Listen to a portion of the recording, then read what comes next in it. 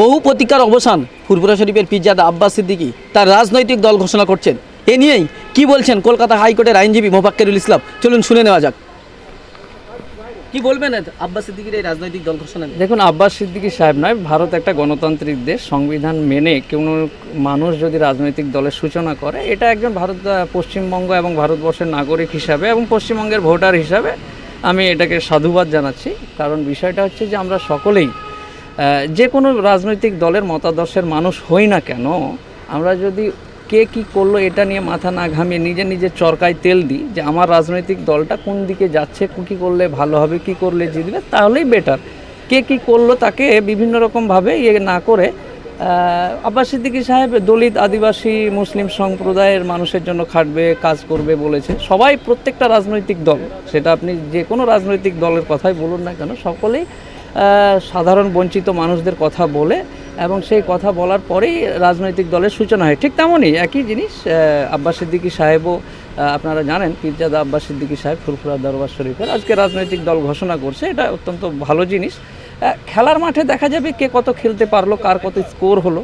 রাজনৈতিক দল গঠন করছে, এটাকে নিশ্চয়ই একজন বিজেপির দালাল। দেখুন, বিজেপি নিজের কাজ করছে, তৃণমূল নিজের কাজ করছে, সিপিএম নিজের কাজ করছে, কংগ্রেস নিজের কাজ করছে। ঠিক তেমন আকারেই যদি রাজনৈতিক দল হয়, তাহলে নিশ্চয়ই আব্বাস সিদ্দিকী সাহেবেরও দল রাজনৈতিক গণতান্ত্রিক পদ্ধতিতে যা করার করণীয় গ্রহণ করবে, স্টেপ গ্রহণ করবে।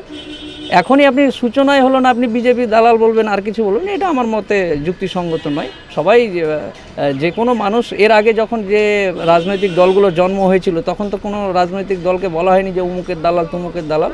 তিনি তার মতো কাজ করবে, খেলার মাঠে দেখা যাবে যে কে কতটা খেলতে পারলো, কার কতটা স্কোর হলো।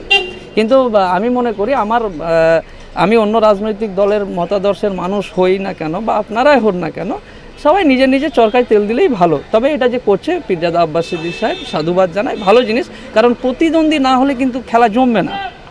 আমি বলার, আমি ফিল্ডার, আমি বোলিং করছি, আমি স্কোর লিখছি, তাহলে জমবে না খেলা। ঠিক আছে, একদিকে বিজেপির চাপ বাড়ছে, এদিকে আব্বাস সিদ্দিকী সাহেব আসবে, তাহলে সঠিক স্বচ্ছ মানুষ, সাধারণ মানুষ যেটা উপকৃত পাওয়ার যে কথা, অধিকারগুলো পাওয়ার কথা, যেই সরকারে বসুক না কেন একটা প্রেশারে থাকবে, ভালো হবে, অধিকার পাবে, সাধারণ মানুষ উপকৃত হবে, গরিব মানুষ, বঞ্চিত মানুষ যারা আছে উপকৃত হবে।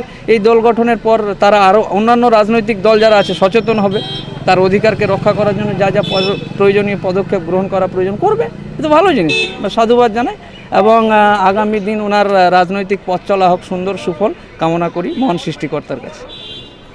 প্রিয় দর্শক, আমরা শুনে নিলাম কলকাতা হাইকোর্টের আইনজীবী মোফাক্কেরুল ইসলাম। তিনি তার আব্বাস সিদ্দিকীর এই দল গঠনকে স্বাগতম জানিয়েছেন এবং আব্বাস সিদ্দিকীকে অনেকে বিজেপির দালাল বলেন, এটা কিন্তু তিনি মানতে নারাজ এবং তার রাজনৈতিক চলার পথটা আরও যখন সুগম হয়, শান্তিপূর্ণ হয়, এমনই কামনা করেছেন ঈশ্বরের কাছে। ক্যামেরায় আফ্রিদির সঙ্গে শাকিরুল ইসলামের রিপোর্ট, NBTV। দাম্পত্য জীবনের সুখ কি হারিয়ে গেছে আপনার? ফিরিয়ে আনুন সেই হারিয়ে যাওয়া শোক। আজই আসুন কস্তুরী হার্বালে নারী ও পুরুষ উভয়ের শীঘ্র পতন, ফিস্টুলা, স্বপ্নদোষ, আমাশয় সহ বিভিন্ন গুপ্ত রোগের চিকিৎসা সফলভাবে করা হয়। নাম লেখানোর জন্য ফোন করুন 9126999196। ঠিকানা ঘটকপুকুর ব্রিজের সম্মুখে, মসজিদ ও মাদ্রাসার সামনে।